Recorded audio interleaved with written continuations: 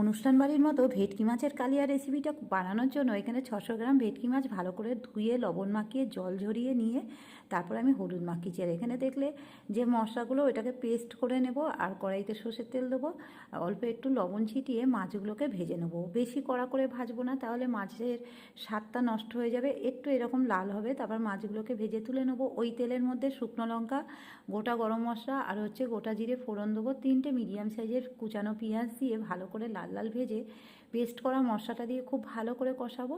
তারপর স্বাদ মতো লবণ, 1 টিস্পুন হলুদ দেবো, দিয়ে আবারও কষাবো। তারপর মিক্সিংয়ের বাটি ধুয়ে জল দেবো অল্প, দিয়ে কষানো হয়ে গেলে এখানে কিছু গুঁড়ো মশলা দেবো।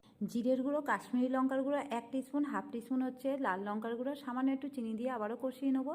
তারপর উষ্ণ গরম জল দেবো। গ্রেভিটা ফুটে উঠলে ভেজে রাখা মাছ দেবো। 2-3 মিনিট ফুটিয়ে নিয়ে শাহি গরম মশলা দিলেই রেডি অনুষ্ঠান বাড়ির মতো একদম ভেটকি মাছের এই কালিয়া।